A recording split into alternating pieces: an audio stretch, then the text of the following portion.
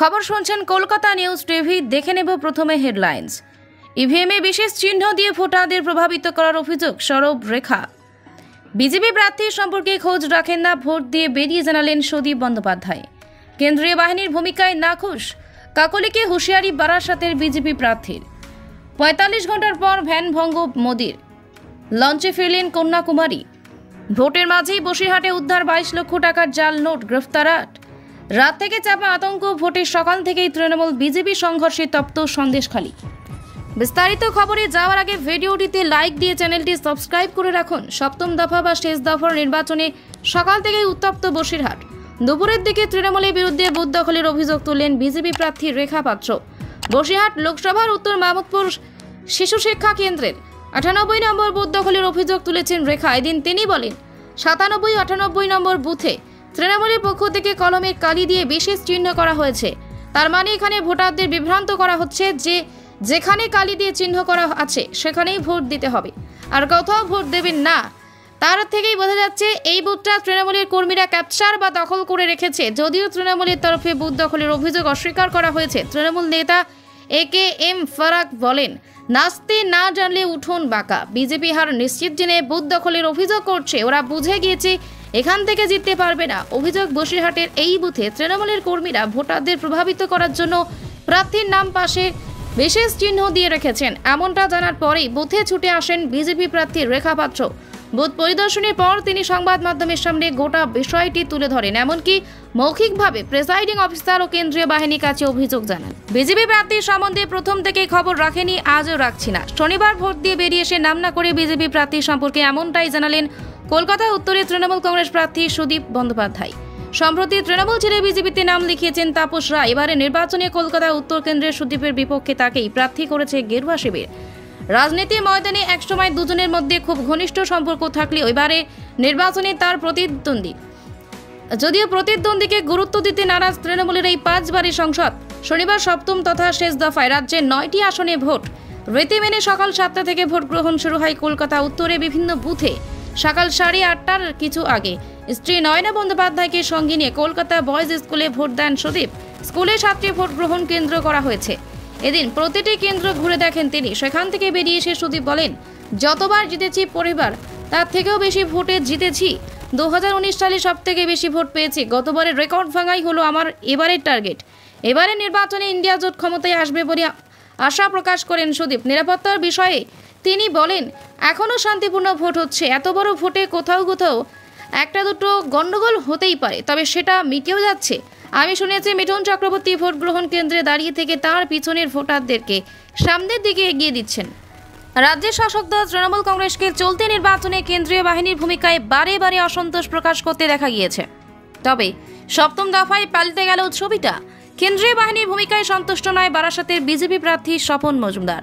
কেন্দ্রীয় বাহিনীকে আরও সক্রিয় হওয়ার দরকার উচিত ছিল বলে এটিভি ভারতে দাবি করলেন তিনি। বারাসাতের পদ্ম প্রার্থীর অভিযোগ, তৃণমূলের গুন্ডারা ভোট কর্মী ও পোলিং এজেন্টদের ভয় দেখাচ্ছে। পুলিশ ও প্রেসাইডিং অফিসার তাদের মদত দিচ্ছে। অশোকনগর ৮৯ নং বুথে সাধারণ ভোটারদের কেন্দ্রে ঢুকতে দিচ্ছে না। ISF এর প্রার্থীকে হেনস্থা করা হচ্ছে।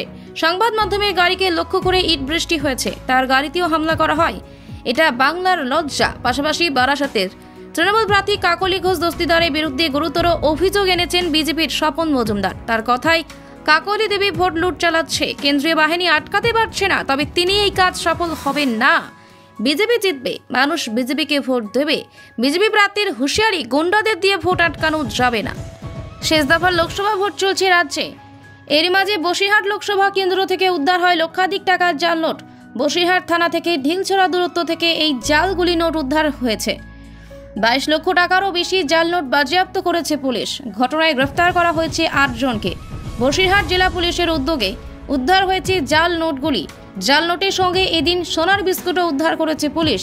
৯টি বিস্কুটের মূল্য কয়েক লক্ষ টাকা বলে জানা গিয়েছে। তবে ভোট চলাকালীন এই জাল নোট উদ্ধারকে নিয়ে ইতিমধ্যেই জল্পনা শুরু হয়েছে রাজ্য রাজনীতিতে। ভোটের আগে এত টাকা কোথা থেকে এলো তা খতিয়ে দেখছে পুলিশ।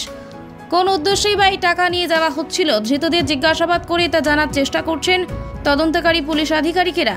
ভোট শুরুর কয়েক ঘন্টা আগে শুক্রবার সন্ধ্যায় হাওড়া ব্রিজে নাকা চেকিং এর সময় বেশ কয়েকজন বাইক আরোহীর কাছ থেকে টাকা উদ্ধার হয়েছিল। ওই টাকার পরিমাণ ছিল ৯,১৫,০০০ টাকা। ঘটনায় 6 জনকে গ্রেফতার করেছে গোলাবাড়ি থানার পুলিশ। শেষ দফা লোকসভা ভোটের দিন বাংলার 9 কেন্দ্রের মধ্যে বাড়তি নজর ছিল বসিরহাটের দিকে। এই কেন্দ্রের অন্তর্গত সন্দেশখালী ঘিরে যাবতীয় কৌতূহল রাজনৈতিক মহল থেকে আম জনতার মধ্যে। শুক্রবার রাত থেকেই সন্ত্রস্ত ছিল সন্দেশখালী।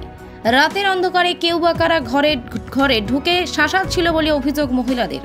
শনিবার ভোটের সকালে দেখা গেল যথারীতি সন্দেশখালীর কয়েকটি এলাকায় ছড়িয়ে পড়েছে রাজনৈতিক অশান্তি। বয়রামারিতে বিজেপি তৃণমূল সংঘর্ষে রক্তারক্তি কাণ্ড ঘটে গেল। ভাঙচুর হলো বাইক, মাটিতে লুটিয়ে পড়ল বিজেপির দলীয় পতাকা। গোটা ঘটনায় অভিযোগের তীর তৃণমূলের দিকে। যদিও বসিরহাটের বিজেপি প্রার্থী রেখাপাত্র দাবি সন্দেশখালীতে তৃণমূল অশান্তি বাঁধানোর চেষ্টা করছে, কিন্তু লাভ নেই। এখানে পদ্ম ফুটবেই। লোকসভা ভোটের শেষ দফায় ভোট হচ্ছে বসিরহাট কেন্দ্রে। ভোটের আগের রাত থেকে আশঙ্কার পরিবেশ সকালে খানিকটা ফিকে হলেও বেলা বাড়তেই সন্দেশখালীতে ফিরল সন্ত্রাস। জানা গিয়েছে এলাকায় 2 নং ব্লকের খুলনা গ্রাম পঞ্চায়েতের অন্তর্গত 177 নং বুথে তৃণমূল পঞ্চায়েত সদস্য মনিকা মণ্ডল ও তার স্বামী রামকৃষ্ণ মণ্ডলের ওপর হামলার ঘটনা ঘটে। রবিবারে বাট দিয়ে মাথা ফাটিয়ে দেওয়ার অভিযোগ উঠল বিজেপির বিরুদ্ধে। আশঙ্কাজনক অবস্থায় রামকৃষ্ণকে খুলনা হসপিটালে ভর্তি করা হয়েছে। এরপর পাল্টা তৃণমূলের তরফেও বিজেপি প্রার্থী সমর্থকদের মারধরের অভিযোগ ওঠে। এক বিজেপি কর্মী মাথা ফাটিয়ে যায়। 4টি বাইক ভাঙচুর করা হয়েছে বলে অভিযোগ। দীর্ঘ 45 ঘন্টা ধ্যান ভঙ্গ করলেন প্রধানমন্ত্রী নরেন্দ্র মোদী। দক্ষিণ ভারতের শেষ ভূখণ্ড কন্যাকুমারী বিবেকানন্দ থেকে বৃহস্পতিবার সন্ধ্যা থেকে ধ্যানে বসেছিলেন প্রধানমন্ত্রী। এরপর শনিবার দুপুরে ধ্যান ভঙ্গ করেন তিনি। শেষ দফায় নির্বাচনী প্রচার শেষ হওয়ার অব্যাহতি পরেই তার ধ্যানে বসা নিয়ে রাজনৈতিক মহলে কর্মচর্চা হয়নি। মমতা বন্দ্যোপাধ্যায় সহ বিরোধী নেতা নেত্রীরা বলছেন এভাবে আদর্শ নির্বাচনী আচরণবিধি ভঙ্গ করছেন প্রধানমন্ত্রী। বিজেপির পাল্টা দাবি প্রধানমন্ত্রীর ধ্যানের সঙ্গে নির্বাচনী আচরণবিধির কোনো সম্পর্ক নেই। নির্বাচন কমিশন অবশ্য এখনো পর্যন্ত এই নিয়ে কোনো পদক্ষেপ নেয়নি।